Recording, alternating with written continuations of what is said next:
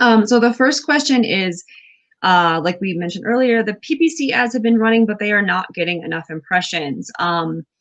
This is one that we hear a lot. This is one that we also sometimes experience with new campaigns in general. David, when that happens, what would you think would be causing that, just intuitively? Well, I must think, and I try not to like get too deep in the weeds because there's a lot of different things that could impact that.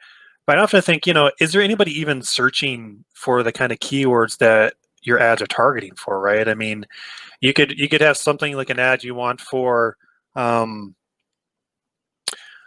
of course, anytime you're trying to think of an example, something, then your mind blanks and you can't get it Right, right. always So, go with pizza. all right, pizza. Sarah loves pizza. Everybody loves pizza. Um, let's go with the stuffed crust pizza. So, like, you could be like pizza store pepperoni pizza Denver. But it was one of the keywords you used before, right? We talked the Exactly. previous one about robotic keywords. That was a great show we did that time. So yeah, you could have some kind of keyword, right? That's really hyper specific, and it's like, best best Chicago style pizza joint in Denver with pepperoni as a special free topping, right? That's Somebody one might keyword. that could be one keyword, right? I mean, I don't know. I mean, Google might think it's a bunch of keywords or something, but it's like something super long tail is the term we use, right? Like it's a very long keyword, very specific. People are getting something that's very detailed. There could be maybe Google would probably say 1 to 10 people monthly, right? Probably in the whole United States would use that keyword. And you're sitting around waiting for somebody to get that. Well, you're getting no impressions on your ad. What is an impression, right? An impression is somebody sees it. Somebody, Um, yeah. so yeah, that's a thing that I think about, like, what are the keywords set up for?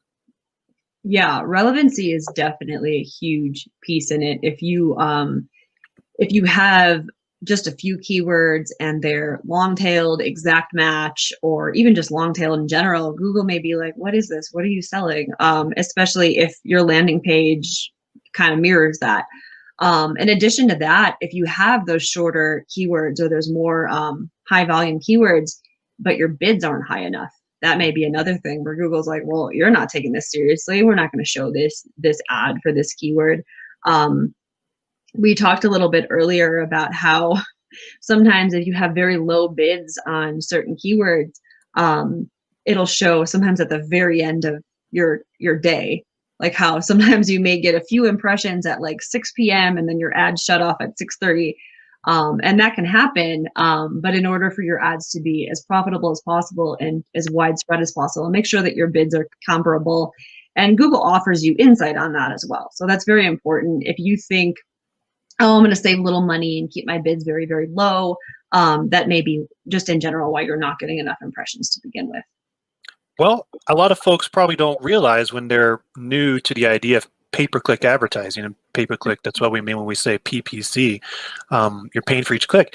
It is a competitive activity.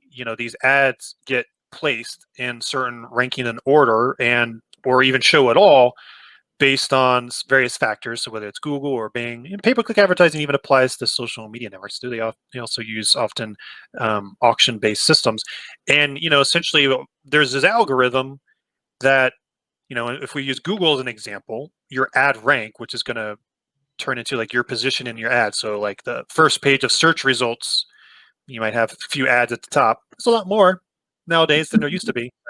Mm-hmm. Um, whether you show up in the top ad or maybe an ad at the bottom of that page is dependent on your ad rank, and your ad rank is dependent on your bid that you put for that keyword. So whether you bid $3 or $20 or whatever, and certainly the quality score, which is something we can talk about another day, but that factors in a lot of relevance factors. And if other people decide, hey, I want to pay a lot for this keyword, I'm a high roller, I want to make sure I get all this business, that is how it goes. If you got really high quality scores, you can kind of offset that and you can still compete. That's a nice thing there. But, if you're out competed in that kind of realm, you're going to be pushed lower down in priority. You may not get your ads seen as much.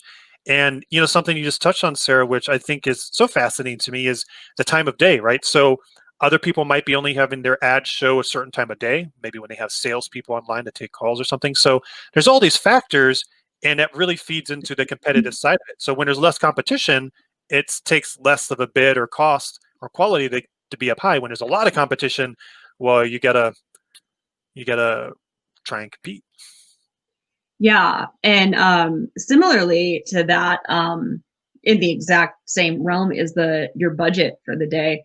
I heard a story about someone who had a law office in an area where there were so many other law offices, and they had a budget of $20 a day, and each average bid was higher than $20 a day. So they're trying to make it work with a daily budget with that campaign lower than the average bid. So as far as getting impressions at that point, there's no reason to show anyone your ad if it's going to cost you more than your daily budget if they click on it in the first place.